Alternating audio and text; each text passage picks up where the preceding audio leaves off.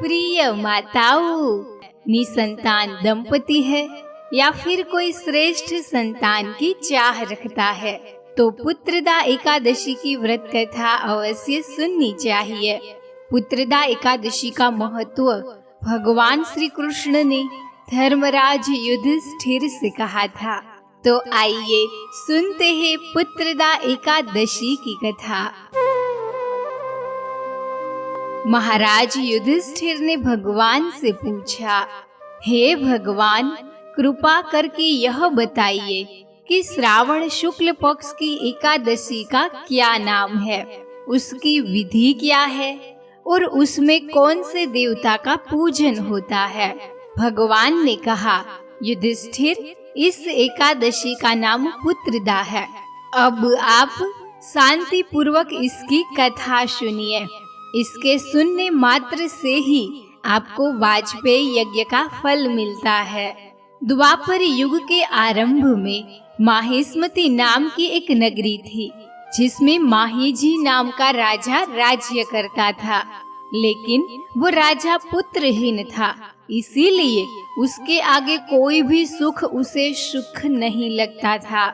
उसका मानना था कि जिसकी संतान ना हो उसके लिए यह लोक और परलोक दोनों ही दुखदायक होते हैं। पुत्र सुख की प्राप्ति के लिए राजा ने अनेक उपाय किए, परंतु राजा को पुत्र की प्राप्ति नहीं हुई। वृद्धावस्था आती देखकर राजा ने प्रजा के प्रतिनिधियों को बुलाया और कहा, हे प्रजाजनों, मेरे खजाने में अन्याय से कमाया हुआ धन नहीं है, ना तो मैंने कभी देवताओं और ब्राह्मणों का धन छीना है, किसी दूसरों की धरोहर भी मैंने नहीं ली है। प्रजा को पुत्र के समान पालता रहा। मैं अपराधियों को पुत्र तथा बांधव की तरह दंड देता रहा। कभी भी किसी से मैंने घृणा नहीं की, सबको समान माना है। सज्जनों की सदा पूजा करता हूँ और इस प्रकार धर्मयुक्त राजा करते हुए भी मेरे पुत्र क्यों नहीं है, सो मैं अत्यंत दुख पा रहा हूँ। इसका क्या कारण है? राजा महिजित की इस बात को विचारने के लिए मंत्री और प्रजा के प्रतिनिधि वन में गए। वहाँ बड़े बड़े ऋषि मुनियों के दर्शन किए। राजा की उत्तम कामना की पूर्ति के लिए किसी श्रेष्ठ तपस्वी मुनि को देखते हुए फिरते रहे। एक आश्रम में उन्होंने एक बहुत महान धर्म के ज्ञाता, बड़े तपस्वी, परमात्मा में मन लगाए हुए, समस्त शास्त्रों के ज्ञाता महात्मा लोमेश मुनि को देखा। सबने जाकर लोमेश ऋषि को प्रणाम किया।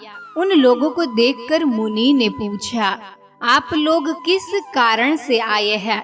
निसंदेह मैं आप लोगों का हित करूंगा। मेरा जन्म दूसरों के कार्य को सफल बनाने के लिए हुआ है, इसमें संदेह मत करो।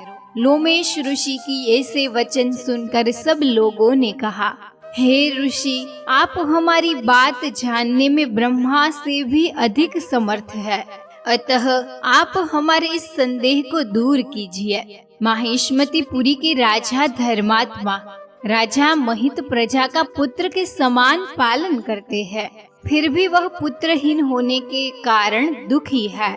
हम लोग उनकी प्रजा है, उनके दुख से हम भी दुखी है।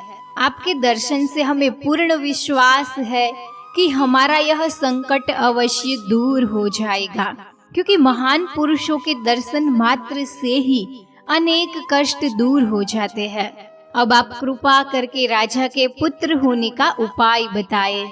यह सुनकर ऋषि थोड़ी देर के लिए आंखें बंद करके बैठ गए और राजा के पूर्व जन्म का वृतांत जानकर कहने लगे, ये राजा पूर्व जन्मों में एक निर्धन वैश्य था।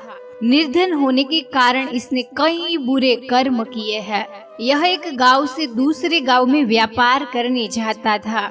एक समय जब यह जा रहा था तो ज्येष्ठ मास के शुक्ल पक्ष की द्वादशी के दिन मध्याह्न के समय, जब वो 2 दिन से भूखा प्यासा था, एक जलाशय पर पानी पीने गया। उसी स्थान पर एक ऐसी गाय आई जिसने अभी बच्चे को जन्म दिया था। वो जल पी रही थी। राजा ने उस प्यासी गाय को जल पीते हुए हटा दिया और स्वयं जल पीने लगा। इसीलिए राजा को यह दुख सहना पड़ रहा है। एकादशी के दिन वह भूखा होने से राजा हुआ, लेकिन प्यासी गो को जल पीते हुए हटाने के कारण पुत्र वियोग का दुख उसे सहना पड़ रहा है। ऐसा सुनकर सब लोग कहने लगे, हे ऋषि, शास्त्रों में पापों का प्रायश्चित भी लिखा होता है, अतः आप जिस प्रकार राजा का यह पाप नष्ट हो जाए ऐसा कोई उपाय बताए। लोमेश मुनि ने कहा, श्रावण शुक्ल पक्ष की एकादशी, जिसे पुत्रदा एकादशी भी कहते हैं, तुम सब लोग राजा सहित इसका व्रत करो और रात्रि को जागरण करो। इससे राजा का यह पूर्व जन्म का पाप नष्ट हो जाएगा, साथ ही राजा को पुत्र की अवश्य प्राप्ति होगी। लोमेश ऋषि के ऐसे वचन सुनकर वह सभी वापस लौट आए और श्रावण शुक्ल पक्ष की जब एकादशी आई तो ऋषि की आज्ञा के अनुसार सबने पुत्रदा एकादशी का व्रत और जागरण किया। इसके पश्चात द्वादशी के दिन इसके पुण्य का फल राजा को दे दिया। उस पुण्य के प्रभाव से रानी ने गर्भ धारण किया और प्रसव काल समाप्त होने पर उनके एक बड़ा तेजस्वी पुत्र उत्पन्न हुआ। इसीलिए हे राजन, श्रावण शुक्ल एकादशी का नाम पुत्रदा पड़ा। अतः संतान सुख की इच्छा हासिल करने वाले इस व्रत को अवश्य करें। इस कथा को पढ़ने और महात्म को सुनने से मनुष्य के सभी पापों का नाश होता है। इस लोक में संतान सुख भोग कर परलोक में वो स्वर्ग को प्राप्त करता है। तो यह थी आज की कथा। यदि आपको यह कथा अच्छी लगी हो तो कमेंट में जय श्री कृष्णा जरूर लिखें। साथ ही इस चैनल को सब्सक्राइब करना ना भूले। धन्यवाद।